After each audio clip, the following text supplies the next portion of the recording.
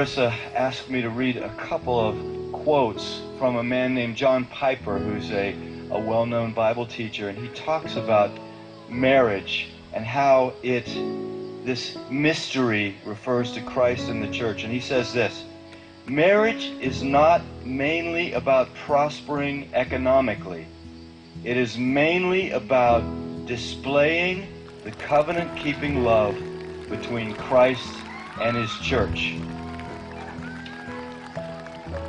He says, knowing Christ is more important than making a living.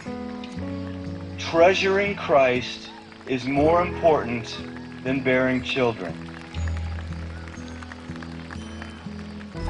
Either way, it is short. It may have many bright days, or it may be covered with clouds. But if we set our face to make of marriage mainly what God designed it to be, no sorrows and no calamities can stand in our way. Every one of them will be not an obstacle to success, but a way to succeed.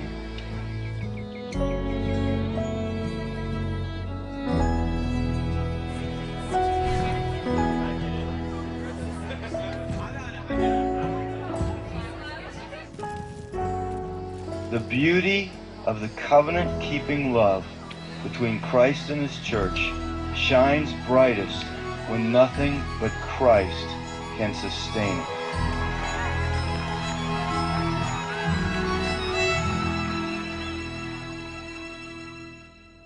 Ian and I first met in 2005 at college and had a blast for 10 months getting to know each other. And I was looking through and I found one of my favorite pictures, which I think was actually taken right before his accident. He set up a camera on his tripod, and it's just a classic Ian face that to me sums up who he is.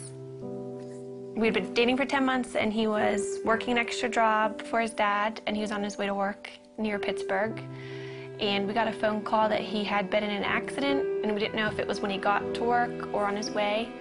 And so we got down to Pittsburgh, and I was just praying the whole time in the car that it wouldn't be his brain. After being at the hospital for a few hours, we found out that it was, and he had been in brain surgery for a few hours and had suffered a traumatic brain injury.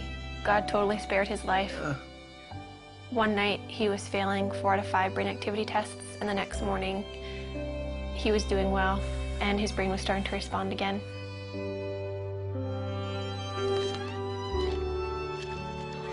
I moved in with his family after the accident, so I was really involved in his therapy and just did whatever I could to make his life fun. We'd go out on dates, and looking back, it's weird because he couldn't talk and he couldn't eat. So we probably looked like complete weirdos being on dates, but we had a blast, and I just talked to him all the time. I knew that before Ian's accident, he was very serious about marriage and was ring shopping, so I knew where he was, and that helped me so much. After he couldn't talk, I knew that he loved me, and I knew where he wanted the relationship to go because we were dating very intentionally.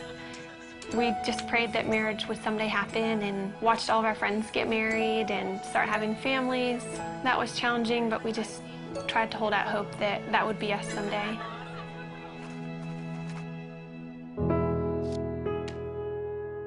This is our board of gratefulness, and we encourage anybody who comes in to write a note of something that they're thankful for. It could be really small. Mine is just Saturday mornings, and it's just a good way that we found to be just practicing gratefulness. And Ian, I think half of yours say my wifey, which is pretty cool.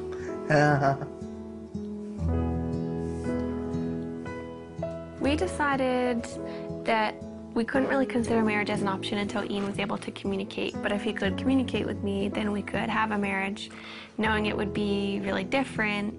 But as long as Ian could talk to me, then we could make it work.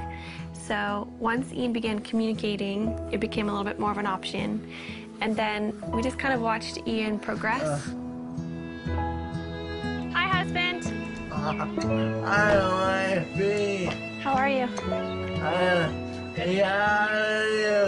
What? How are you? I'm good. How How was your day? Yes. A conversation I had with his dad, it was one of those conversations where I realized this could happen. Then that August, his dad was diagnosed with brain cancer. And at that point, his dad's biggest concern was Ian and I, and whether or not we were going to get married or step away from our relationship. He wanted us to make a decision to move our lives in some direction. He passed away before he was able to see us get engaged, but that was a huge impetus in why we started to pursue engagement.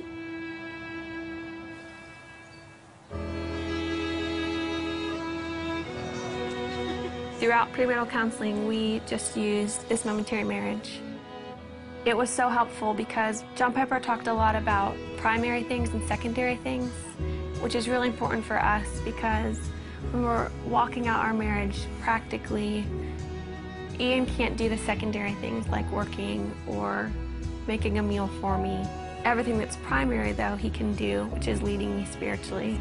Ian always comes back to the foundational truths of who God is and kind of reels me back in from my emotions, and that's the most important thing. We have two friends that we're going through the book with. I think we've just been able to help them see that maybe the little things that they're excited for about marriage are worth being excited about, but they're not the end all and be all of their marriage.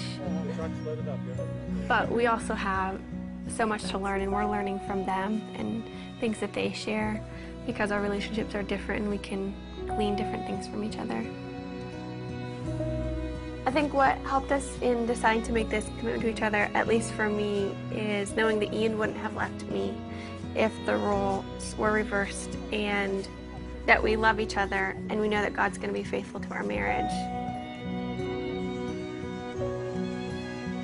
We're able to love each other with, I think, a more Christ-like love because of Ian's disability, and just to understand that picture a little bit better than if you were healthy.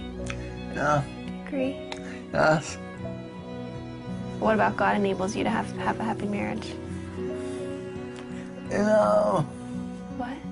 he's awesome. He's awesome. Yeah.